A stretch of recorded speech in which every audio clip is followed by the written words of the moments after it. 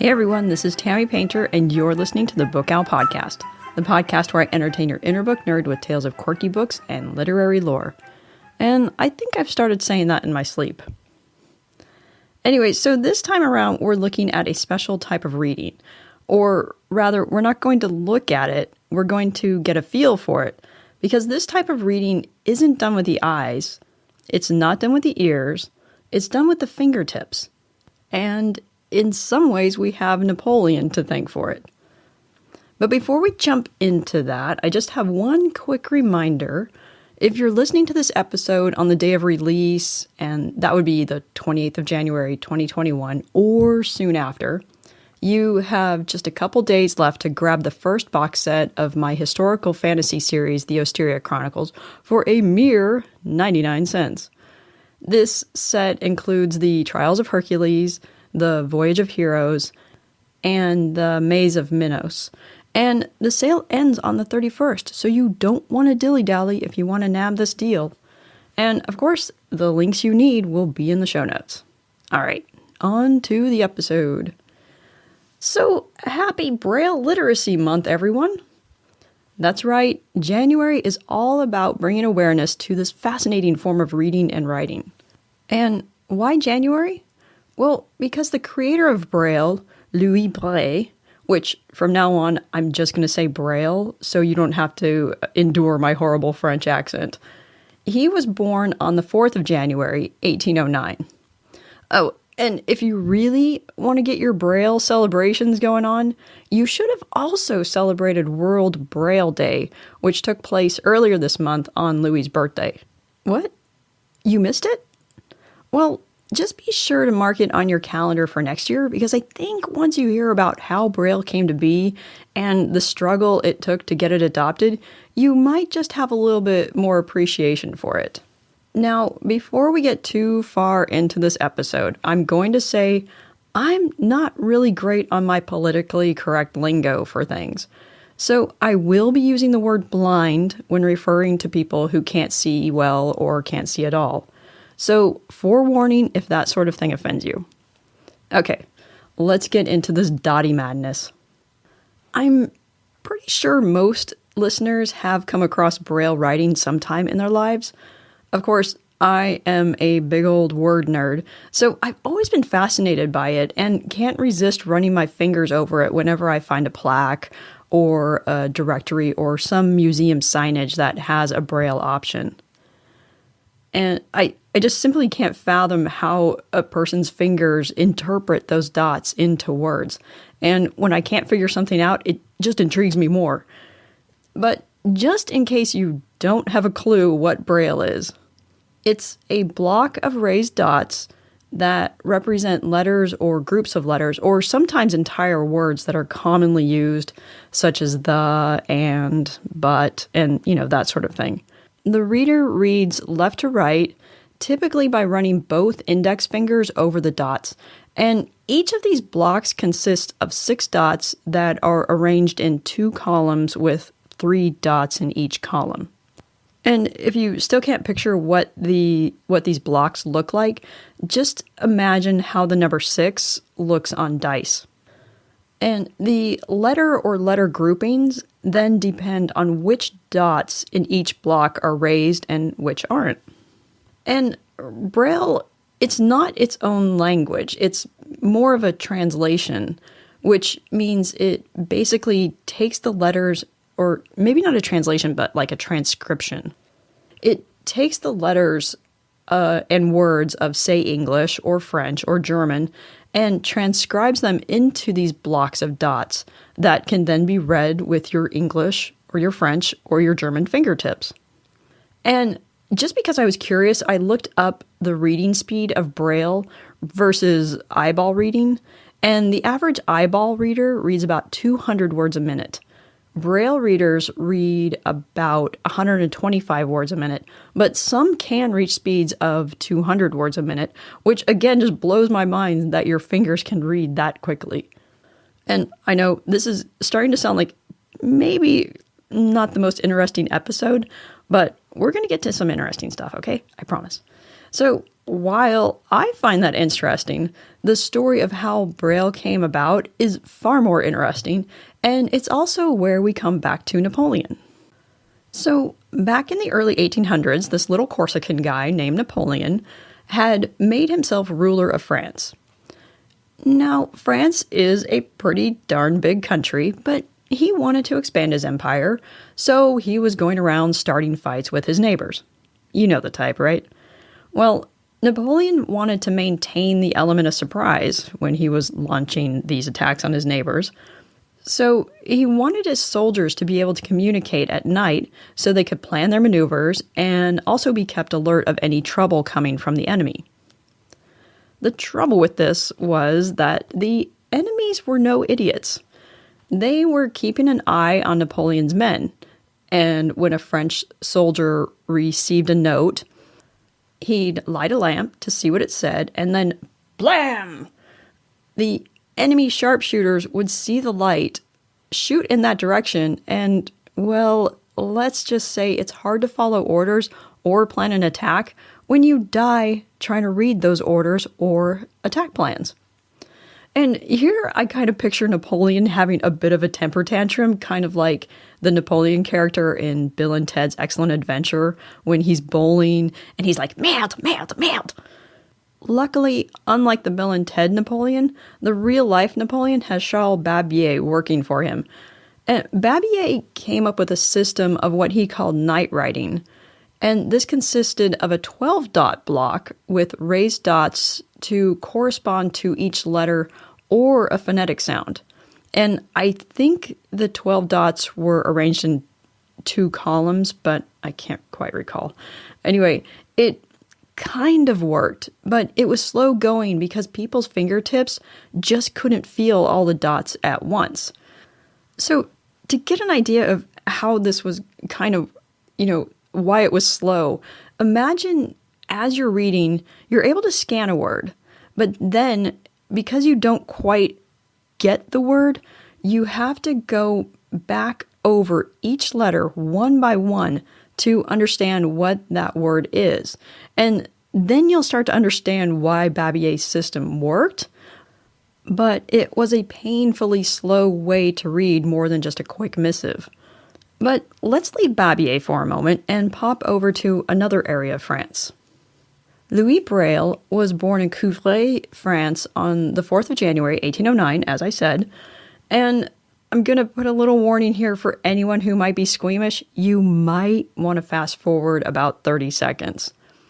So, Louis's dad was a leather worker, and little Louis liked to hang out with Papa in his workshop. And he even liked to try his own hand at working the leather. One day, when Louis is about 3 or 4, Papa isn't paying attention as Louis is trying to use an awl to poke a hole in a scrap of leather. And little Louis, he's really getting into it. He's down close and really scrutinizing his efforts. And, well, the awl slips and pierces Louis in the eye. Yeah, I know. Cringe. A doctor is called, the wound is bound, but unfortunately infection sets in and ends up spreading because, I don't know, was the bandage wrapped around both eyes, but the infection ends up spreading to his good eye as well, so he ends up blind in both eyes. And I just bet Louis's mom had a thing or two to say to Louis's dad about child minding. So back then, it would have been normal and it would have been easy to write Louis off as being an invalid who wouldn't amount to anything. But hurrah for Mom, because she treats Louis as if he's no different than her other kids. And Louis thrives in the environment she creates for him. He becomes known for being a good pupil and for being exceptionally bright, so he actually ends up winning a scholarship to the Royal Institute for Blind Youth. And I think it's when he's about 9 or 10 that he starts going there. So this next part, there's a tricky French name, and I'm going to Americanize the pronunciation. The guy's name is actually Valentin Hauy, and that last name is spelled H-A-U-Y. So I'm just going to call him Howie because it's easier. All right? So here we go. At the Royal Institute was an instructor named Valentin Hauy, who he was also the founder of the school. And Howie, he wasn't blind, but he did understand the need to get his students reading and writing. He came up with a system where he basically, he kept the same 26 normal Latin letters, but he raised them on the page using heavy paper that was embossed with the letters. The kids could read the books that he created, but it was a really slow way to read. And also, just to create one of these books was really time-consuming and really expensive.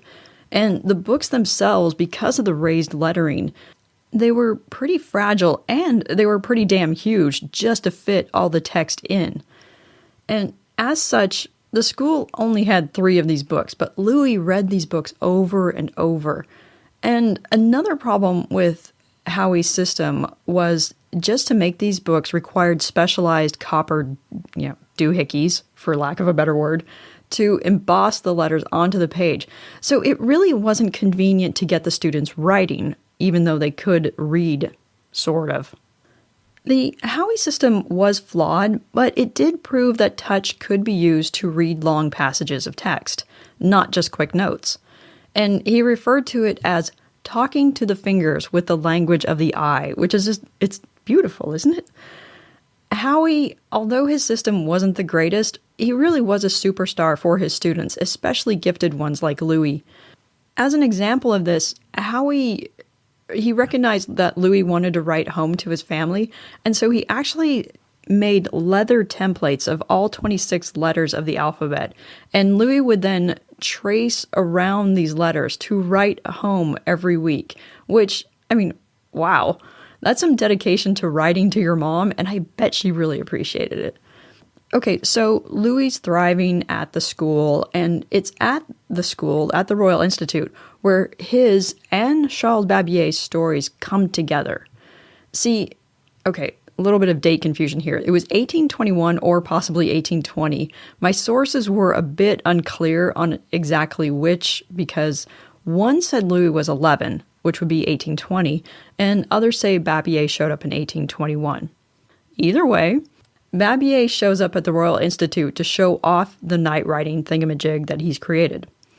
He's thinking it might be handy for the students, even though it was a clumsy system to use. Louis, who had already been tinkering with his own system of writing for the blind, immediately recognizes the possibilities of Babier's system and pinpoints the problems it has, such as it being too complex for the human finger, and that each block of dots should represent a letter or group of letters, not a phonetic sound. And keep in mind, Louis is only about 11 years old here, so this is pretty ambitious for a little kid. Louis, he sets about to working on how to perfect the dotty writing, and in only a few years, he's cobbled out a functional way of writing and reading for the blind. And it really did work, as is evidenced by it still being used today. And then, just to show off, Louis also worked out a musical notation system for the blind, in his spare time. And right here, this is kind of a long quote, but I just want to include it from Louis because it kind of shows off the book owl's own belief in the importance of reading and writing. He said, access to communication in the widest sense is access to knowledge, and that is vitally important for us if we are not going to go on being despised or patronized by condescending sighted people. We do not need pity, nor do we need to be reminded we are vulnerable. We must be treated as equals, and communication is the way this can be brought about. And obviously by communication, he's meaning reading and writing. So moving on, by 1833, Louis has moved on from being a student at the Royal Institute to being a teacher there, instructing students in geometry, algebra, and history, while also playing the cello and the organ in churches across France. And you would think his system of writing and reading would have been snatched up and adopted by the Royal Institute without question, right? No, wrong. See, Howie died in 1822, and his successor seems to have the stereotypically French stubbornness against any type of change. He refused to alter any aspect of how the school operated, its course material, and most definitely not how its students would read and write. In fact, this guy was so stubborn, he actually fired another teacher, not Louis, for having a history book translated into Braille. I mean, sheesh, guy, get over it. But even though the school refused to adopt it, Braille did spread across France, and it was kind of a slow spread, but by the 1880s, it would be embraced by much of the world. Unfortunately, although brilliant and talented, Louis wasn't terribly healthy. When he was 40, he'd already been suffering with an illness, and this is possibly tuberculosis, for over a decade, and he had to retire. And in 1852, when he was only 43 years old, he died. And still, by this point, his system wasn't being used by the Royal Institute. Finally, the students revolted and demanded Louis' system be incorporated into the curriculum, and voila, it finally was.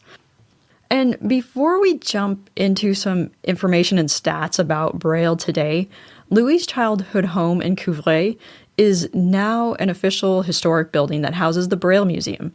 And I'll have a link in the show notes that has some information about it as well as some pictures. So if you want to check that out, that'll be there. There's also a large monument in his hometown honoring him. And in 1953, on the 100th anniversary of his death, Louis' body was given the honor of being moved to the Pantheon in Paris. And I don't know if this is touching or creepy. As a symbolic gesture, they left his hands buried in Couvray. So yeah, make of that what you will. So what about Braille today? I mean, besides the fact that there's a Braille Literacy Awareness Month. Well, I won't go into all the details because there was a lot of information about these things, but there has been a long progression of Braille typewriters, with the first one being invented in 1892. But the style of these typewriters that really stuck around was developed in 1951 by David Abraham, who was a woodworking teacher at the Perkins School for the Blind. It became known as the Perkins Brailler, and it was so well designed that the only real changes to this style of Braille writing machine was to make it a bit quieter and a bit more portable. And because of these writers, Braille is more accessible than ever, and you'd think it would be widely taught and used and all that. Well, unfortunately, funding for schools and some other stuff that we'll get into in just a second means that Braille is being taught less and less, and Braille literacy is just plummeting, which is really sad because it is such a cool form of writing. And who knows, with as bad as my eyes are, I may need it one day. So here's a few stats about all this. Believe me, there are a lot of numbers and I won't bore you with all of them. But in 1960, about half of legally blind kids could read Braille. And these numbers are for the U.S. There weren't really a lot of stats in the resources for other countries. By 2015, that number of Braille literate legally blind students fell to 9%. And some of this, as I mentioned, has to do with schools no longer teaching Braille or teaching it far less. But there's also the advent of screen readers and text-to-speech technology, kind of making students feel like they don't need to learn Braille. But some of it also has to do with the Rehabilitation Act of 1973, which pretty much shut down schools for the blind and said blind students should be educated in public schools. And I don't see any problem with blind students being educated along with sighted students. But again, they put in this act and they pushed the students into these schools, or rather out of these schools and into public schools, without providing the extra resources or funding for that move, or giving the students the specialized reading skills they might find handy. The problem with Braille illiteracy is just like any other illiteracy. We see a direct correlation between Braille literacy and employment rates among blind people. And even though blind people can read paper or screen text with text-to-speech technology or software, people who only read this way have a higher rate of unemployment compared to those who read Braille as well. Basically, if you're blind and you're Braille illiterate, you're statistically far more likely to be unemployed than a blind person who can read Braille, which, I don't know, is pretty astounding, actually. And, of course, as with people who aren't blind, this unemployment then trickles down to affecting, the person's overall health and well-being, and is just no good for anyone. So, with that, go celebrate these last few days of Braille Literacy Month, full of the knowledge that reading is super important, but so is teaching people to read in the way that's going to give them the best jump on life. And speaking of reading, it's time for updates. I know, weird transition, sorry. The Undead Mr. Tenpenny, that's the first book in my Cassie Black Trilogy, is now in the hands of a fair number of early reviewers, and let me just say, I am nervous. I am literally having nightmares about this, which is really crazy because if you asked me, 6 months ago about this book, I would have gone on and on about how much I loved it, how fun I thought it was, how much I thought it was going to be one of my best sellers. Yeah. Now, after the last couple of my own read-throughs, doubts finally nabbed hold, and they are not letting go. I feel like the writing is just rambling and makes no sense. And really, I think I've just turned into a basket case over the whole story, my writing style, and now I get the fun of sitting back and waiting for the book to get torn apart by these early reviewers. Seriously, guys, I need wine. Lots of wine. As for the podcast, my recording software is behaving this week, so I'm very, very happy.